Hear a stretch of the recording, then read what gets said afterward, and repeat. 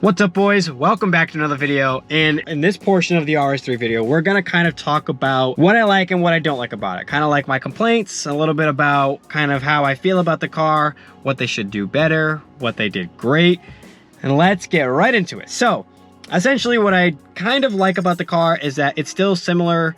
This is weird because I like / don't like that it's similar. I like that they kept the same motor because the motor is going to just be legendary someday and it sounds insane. What I don't like is that there's no more power. You have the same car, which is worth $20,000 more in MSRP, and it's the same power, same thing.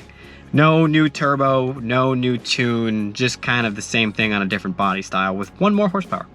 So not a huge fan of that, but I am a huge fan that they at least kept the motor, because the motor is just absolutely just gonna be a classic, just like the B58's already becoming one. So when it comes down to it, even the 2.0 four-cylinder GTI and Golf Rs are becoming like classic and legendary now.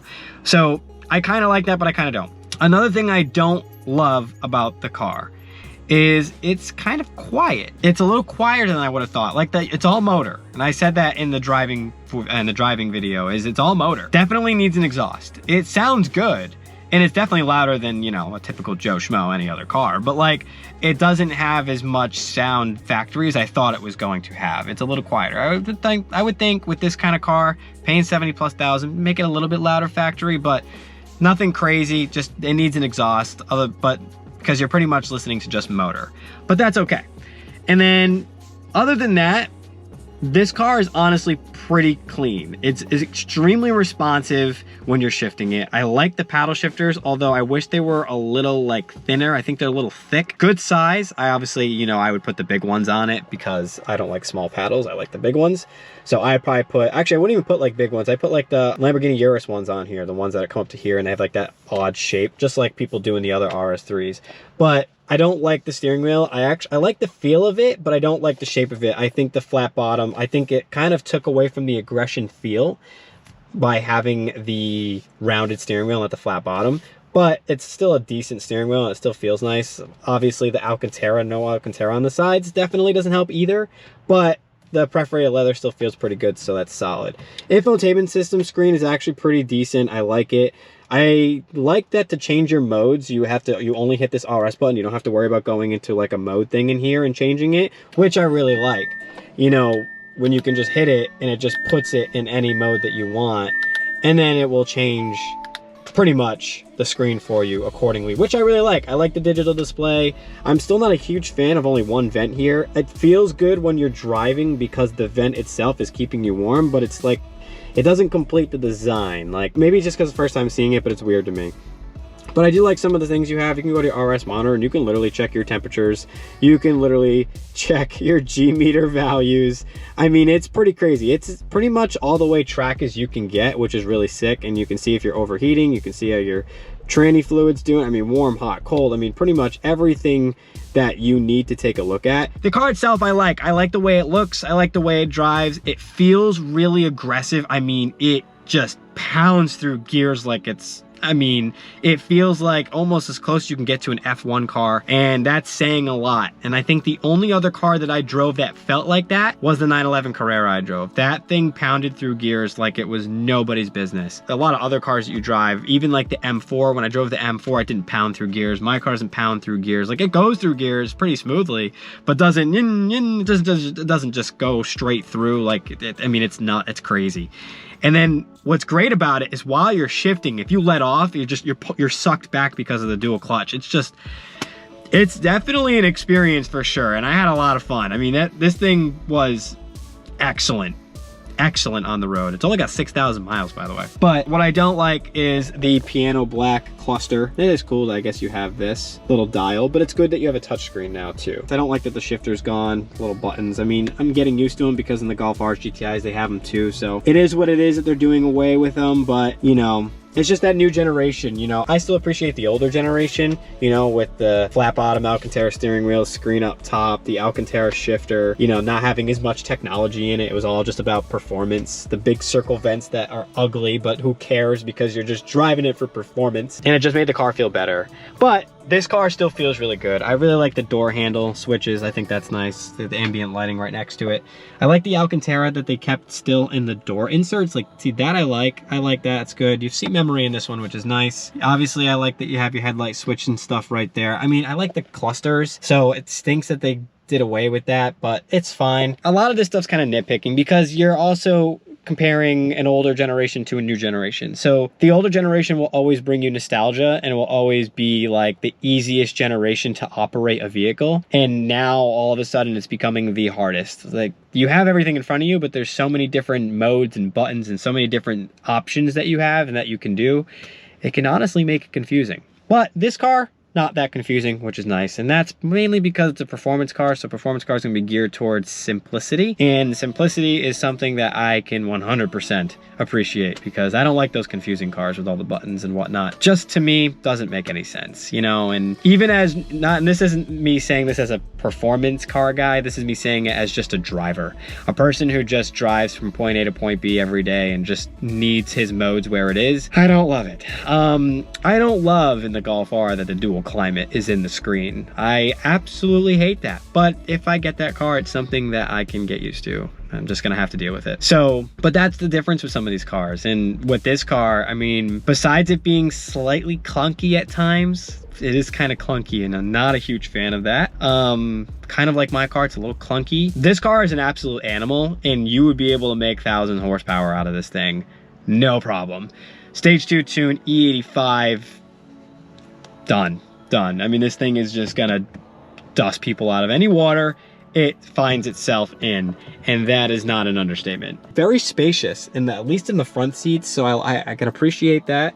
The back seats is where it gets a little rough. There is almost no space because of how big these one-piece racing seats are, so that is the one thing I don't really like, but you have to kind of compromise. If you want the big, plush, comfortable racing seats, you have to take away space in the back. So on the outside, there's really not much to complain about the car at all. The door was a little clunky, I don't like that, but I do love the fenders. I mean, it's kind of almost like a wide body. It's a little bit flush back here, which I don't really like how they made it kind of wide in the front and then flushed it out back here, but it's not a big deal. I like that they put side skirts on at factory, that's awesome. The vents right here really kind of making it kind of widen out a little bit. That's what looks insane. That gives it the body lines a newer car should have. And then you have the line that goes all the way down, which is just, it's sexy. Definitely a clean look. I wish they did a little bit wider in the rear, because it kind of starts out wide and flushes out a little flat. Not a huge fan of that, but the front end is just perfect. I mean, these huge RS vents are just insane. I mean, and then obviously your big grille, which RS always does that. It doesn't look as aggressive as the previous one, but it's still kind of nice. Honestly, it looks kind of cheaper than the other one, but from a standpoint, it looks really pretty. Headlights are great. The new Audi, the Xenon LEDs, beautiful headlights. Took me a little while to get used to these too, but now that I'm kind of seeing them more and more in person with other Audis and this one, it just looks great. I like the black accents on the turbo blue, and that's another thing. Paint colors on this car, always amazing. No complaints on that. The wheels are clean. I would replace them, but they're actually pretty solid. Not bad for factory rims, and you can actually keep these for a little while without being like, oh, these are ugly, I gotta get them off my car. Not bad. I hate this. I don't get this. I like the vent here, but I don't like this black vent, fake vent all the way across the rear. This rear bumper would look so much better without that. I'm just saying. I'm not a huge fan of that. I do obviously love the huge oval tips, and I love the rear diffuser. It is really cold, that's why I'm doing this fast. And this turbo blue is insane. And we're going back inside. Woo! It's cold. It was not supposed to be this cold today, and it is freezing. So, and the last thing that I really like about this car is its short base vehicles are the best. Boys, as you know, I always love the short base vehicles. I used to drive this big boat of a Passat, and it was awesome. And if you guys haven't ever seen that, you gotta go all the way down on my channel. Just scroll all the way to the bottom. You'll see a bunch of videos of the Passat. Thing was an absolute beast. I loved it, but it was a boat. And I always said, once I'm out of this car, I'm not buying a boat. I don't want a boat. I'm not saying ever again, but I don't really want a boat. I don't really want a big car. I want something small. Obviously, that led me to buying the GTI, which led me to very, very small vehicle. But I love short base cars. Every time I'm in one, every time I drive one, it just feels like you have more control of the vehicle, in my opinion. I love short base vehicles, and we need more of them on the market. Either that, or we need more hatchbacks on the market, because Europe's got like hundreds of hatchbacks and wagons, and we got like 3. and it's not great. But we do need more short base vehicles because they are just super smooth and I love them to death. And it's so much car inside of a little car, right? Like you get so much for what you're paying for. You're getting a small vehicle when you buy this, but you're getting so much vehicle in it, just like I do in my GTI. I've actually never said, my dad made a joke one time saying I'm paying for half a car when I bought the hatchback, when I bought the GTI. I said, yeah, but you know how much I'm getting for that half a car? I'm getting so much power, so much fun, so much technology. Anything I really want in it, essentially, I got, just not all the parking assists and whatnot. But I never liked that kind of stuff anyway. But it's just, I love that. That is the #1 thing I do love about this car is you get short-based stuff and it's great. And how can you go wrong? Let me tell you, this car has been an absolute beast. I was blessed to be able to have driven it and experience it for a full day here and just kind of see what this car is really like. And I can simply say, this car is obviously an option. I'm still gearing towards a Golf R. I don't know if I'll buy this one, like a 2022 Plus. This is a 23. I don't know if I'll buy a 22 Plus, the new gen. Might be an older gen. The new gen's a little too expensive right now, so I don't think I'll buy a new gen, but I could buy a 2018 or 19 RS3. It's an option, and I'm thinking about it, and I always have. I just wanted to drive one. I know it's not an 18 or 19, but it's very similar to an 18 or 19, so I know when I drive that, it would pretty much feel the same. The only thing that'd probably feel different is the interior. Other than that, it's pretty much the same car. But that's kind of the thing with me, is I really want a Golf R still, so I don't know on that yet. I don't know.